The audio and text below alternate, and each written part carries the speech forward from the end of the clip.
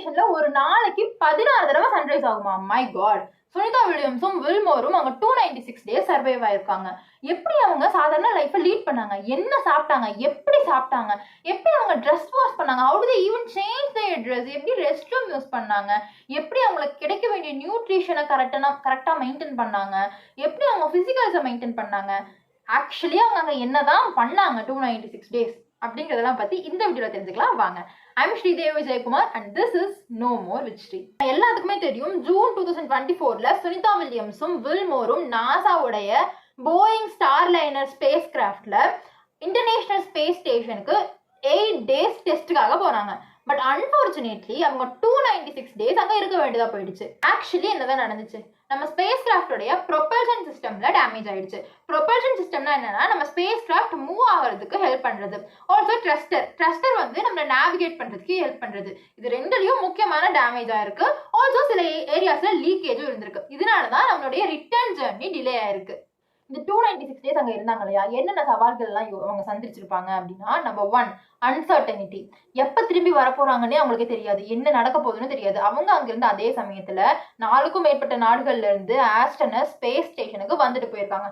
So அதுவே அவங்களுக்கு ஒரு மென்டல் ப்ரெஷரை வந்து கிரியேட் பண்ணியிருக்கோம். என்னதான் ட்ரைன்டா இருந்தாலுமே ஆஸ் அ ஹியூமன் பீயிங்கா ஒரு மென்டல் ப்ரெஷர் கண்டிப்பா அவங்களுக்கு உருவாயிருக்கும். நம்பர் 2 என்ன அப்படின்னா, மைக்ரோகிராவிட்டி. நம்ம ஸ்பேஸ்ல எர்த்ல இருக்க மாதிரி கிராவிட்டி இருக்காது. எர்த்ல எப்படி ஒரு பொருளை போட்டா கீழே விழுதோ அந்த மாதிரி அங்க விழாது. நம்ம எல்லாத்துக்கும் தெரியும் இல்லையா? ஸோ இந்த மைக்ரோகிராவிட்டினால என்னென்ன பாதிப்புகள் எல்லாம் அவங்களுடைய உடம்புல நடக்கும் அப்படின்னா, நம்பர் 1 அவங்களுடைய மசில் வந்து டேமேஜ் ஆகும், மசில் அட்ராஃபி, மசில் வீக் ஆகும், போன் வீக் ஆகும், அவங்களுடைய விஷன்ல ப்ராப்ளம் வரும். ஆல்சோ அவங்களோட ஃபேஸ்ல பஃபினஸ் இருக்கும், மூட் ஸ்விங்ஸ் இருக்கும். இந்த மாதிரி இந்த மைக்ரோகிராவிட்டினால நிறைய பாதிப்புகள் இருக்கும். இந்த மைக்ரோ கிராவிட்டியை ஹேண்டில் பண்றதுக்கு, மசில் வீக்னஸை குறைக்கிறதுக்கு தான் ஆஸ்ட்ரோனட்ஸ் ஒரு நாளைக்கு 2 மணி நேரத்துக்கு மேல ஒர்க் அவுட் பண்றாங்க. நமக்கு இங்க ஒர்க் அவுட் பண்றதுக்கே அவ்வளவு கஷ்டப்படுறோம், அதுவும் அரை மணி நேரம். அங்க அவங்க 2 மணி நேரம் ஒர்க் அவுட் பண்றாங்க. எப்படி ஒர்க் அவுட் பண்ணுவாங்க? நம்மள மாதிரி இங்க வெயிட்ஸ் எல்லாம் தூக்க மாட்டாங்க. ரெசிஸ்டன்ட் பேண்ட் ஒர்க் அவுட் பண்றாங்க. அங்கேயே வந்து அங்க ஸ்பேஸுக்கு தகுந்த மாதிரி த்ரெட்மில், சைக்கிளிங் எல்லாம் அங்க இன்டர்நேஷனல் ஸ்பேஸ் ஸ்டேஷன்லயே இருக்கு. ஸோ அது மூலியமா அந்த மசில் வீக்னஸ் எல்லாம் அவங்க தடுத்துக்கிறாங்க. 2 மணி நேரத்துக்கு மேல கண்டிப்பா அவங்க ஒர்க் அவுட் பண்ணிடுவாங்க. அதனால அவங்களுடைய பாடியுமே வந்து கரெக்டா இருக்கும். ஓகே, என்ன சாப்பிட்டாங்க, எப்படி சாப்பிட்டாங்க அப்படின்னா, நம்ம மாதிரி எல்லா ஃபுட் எல்லாம் அவங்க சாப்பிட மாட்டாங்க இல்லையா? ஈஸியா ரீஹீட் பண்ற மாதிரி, தண்ணியில சாப்பிட்ற மாதிரி ஃபுட்ஸ் எல்லாம் அவங்க சாப்பிட்டாங்க. ஒரு எக்ஸாம்பிளுக்கு சூப்பு, ஓட்ஸ், நட்ஸ், இந்த மாதிரி ஃபுட்ஸ். ஆல்சோ நியூட்ரிஷனுமே வந்து அதுல நிறைய இருக்க மாதிரி சாப்பிட்டாங்க. ஓகேவா? ஓகே, இதெல்லாம் எப்படி அவங்க சாப்பிட்டாங்க? பிளேட்ல போட்டா? இல்லை, பிளேட்ல போட்டா கிராவிட்டில பறந்துருமேனா வேக்யூம் சீல்டு கப்ஸ் இருக்கும் அங்க. ஸோ அந்த வேக்யூம் சீல்டு கப்பில் தான் வந்து அவங்க ஃபுட்ஸ் எல்லாமே எடுத்துப்பாங்க. இன்னொரு விஷயம் தெரியுமா? அங்க யூரினை ஃபில்டர் பண்ணி ட்ரிங்கிங் வாட்டரா மாத்திரக்கான சிஸ்டம் இருக்கு. அதை தான் அவங்க குடிப்பாங்க. ஏன்னா இங்கிருந்து அவ்வளோ தண்ணியை கொண்டு போக முடியாது இல்லையா? அதனால யூரினை ஃபில்டர் பண்ணி அதுதான் ட்ரிங்கிங் வாட்டரா அவங்க இங்க யூஸ் பண்றாங்க. ஷாக்கிங்கா இருக்குல்ல? அது மட்டும் இல்லை, நார்மலாக பாத் கூட அவங்க பண்ண மாட்டாங்க, ஸ்பாஞ்ச் பாத் தான் எடுத்துப்பாங்க. ஒரு பஞ்சில் தண்ணி தொட்டு அவங்க பாடியை கிளென்ஸ் பண்ணிப்பாங்க.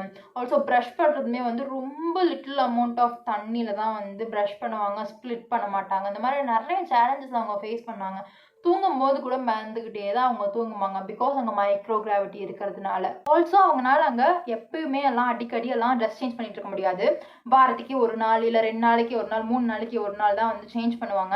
பிகாஸ் அங்கே வந்து அங்கே ட்ரெஸ்ஸை வந்து க்ளீன் பண்ண முடியாது, தண்ணி அங்கே இருக்காது. தண்ணி அப்படியே அவங்க யூஸ் பண்ணுறது மிதக்கும்.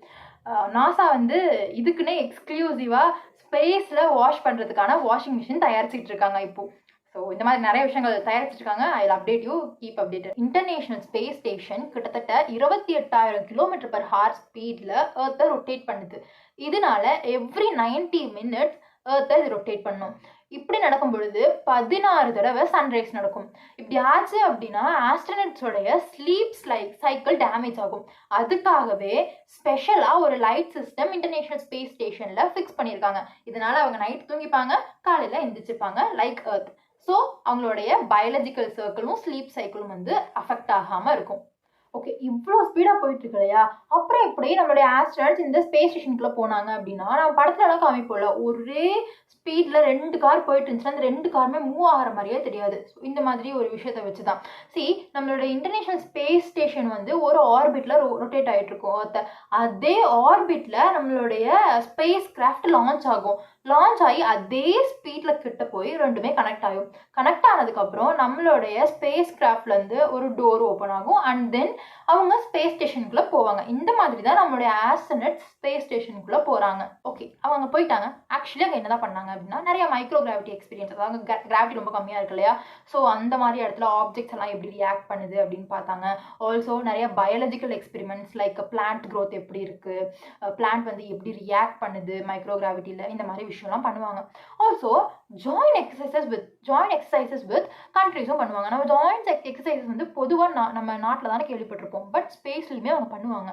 இவங்க நாட்டில் இருந்து ஸ்பேஸ்க்கு போனாங்களோ அந்த மாதிரி ஸ்பேஸுக்கு வேற நாட்டில் இருந்து ஆஸ்ட்ரோனட்ஸ் வருவாங்க. அப்போ அவங்க ஜாயின் எக்ஸசைஸும் பண்ணுவாங்க, ரிசர்ச்சஸும் பண்ணுவாங்க. இந்த மாதிரி நிறைய விஷயங்கள் இந்த 9 monthsல அவங்க பண்ணியிருக்காங்க. அது மட்டும் இல்லை மக்களே, இவங்க அப்ராக்சிமேட்லி 4576 தடவை ஏர்த்தை வந்து ரொட்டேட் பண்ணி வந்திருக்காங்க. இது கிட்டத்தட்ட 195 மில்லியன் கிலோமீட்டர் கணக்கு. ஸோ எல்லாமே முடிச்சுட்டு மார்ச் 18 டிராகன் ஸ்பேஸ் கிராஃப்டை திரும்பி வந்துட்டாங்க. 17 மணி நேரம் டிராவல் கல்ஃப் ஆஃப் மெக்சிகோவில் வந்து லேண்ட் ஆனாங்க. பட் இதில் ஒரு சவாலான விஷயம் என்ன அப்படின்னா, கரெக்டாக 3:15 இவங்க ஏர்த்துக்குள்ளே ரீஎன்ட்ரு ஆகும் பொழுது இந்த டிராகன் ஸ்பேஸ் கிராஃப்ட்டுக்கும் நம்மளுடைய நாசாக்கும் உண்டான கனெக்ஷன் முற்றிலுமாக வந்து கேன்சல் ஆயிடுச்சு. இது எதனால நடக்குது அப்படின்னா, நம்ம ரீஎன்ட்ரு இந்த ஸ்பேஸ் கிராஃப்ட் வந்து ஏர்த்துக்குள்ளே ரீஎன்ட்ரு ஆகும் பொழுது ஒரு பர்டிகுலர் ஏரியாவில் ஹீட் ரொம்ப ஓவராக இருக்கும். இதனால அந்த ஸ்பேஸ் கிராஃப்டை சுற்றி பிளாஸ்மா அப்படிங்கிற லேயர் வந்து ஃபார்ம் ஆகும். இது ஃபார்ம் ஆகிறதுனால அவங்கள சுற்றி வர ரேடியோ வேவ் எல்லாமே கேன்சல் ஆகிடும். முக்காவாசி, அதாவது இது வரைக்கும் நடந்த முக்காவாசி ஸ்பேஸ் கிராஃப்ட் ஆக்சிடென்ட் இந்த ஏரியாவில் தான் நடக்குது. இதை வந்து பிளாக் அவுட் டைம் அப்படின்னு நம்ம சொல்லுவோம். நம்ம கல்பனா சாவ்லாவுமே இந்த பிளாக் அவுட் டைம் அப்படிங்கிற டைமில் தான் வந்து இறந்தாங்க. ஸோ இந்த பிளாக் அவுட் டைம் அப்படிங்கிறது வந்து ரொம்ப ரொம்ப முக்கியமான நேரம். இந்த நேரத்தில் நம்ம ஸ்பேஸ் கிராஃப்ட்டுக்கும் நம்மளுடைய நாசாக்கும் எந்த ஒரு கனெக்ஷனுமே இருக்காது. அது எல்லாம் தாண்டி தான் மெக்சிகோவில் இவங்க வந்து லேண்ட் ஆனாங்க 296 டேஸ்க்கு அப்புறம். எவ்வளோ சேலஞ்சஸ், எவ்வளோ சாக்ரிஃபைசஸ், திரும்பி உயிரோட வருவோமான்னு தெரியாது, என்ன நடக்கும்னு தெரியாது, எதுவுமே தெரியாமல் எவ்வளோ மன தைரியத்தோடு அவங்க போகிறாங்க இல்லையா. இதனால தான் அவங்கள நம்ம வீரர்கள் அப்படின்னு நம்ம சொல்கிறோம். that's it about the video. இந்த வீடியோ உங்களுக்கு பிடிச்சிருந்தா லைக் பண்ணுங்க. இந்த மாதிரி நிறைய கண்டென்ட்ஸ் நான் வந்து கொண்டு வருவேன். மறக்காம சப்ஸ்கிரைப் பண்ணுங்க. பை.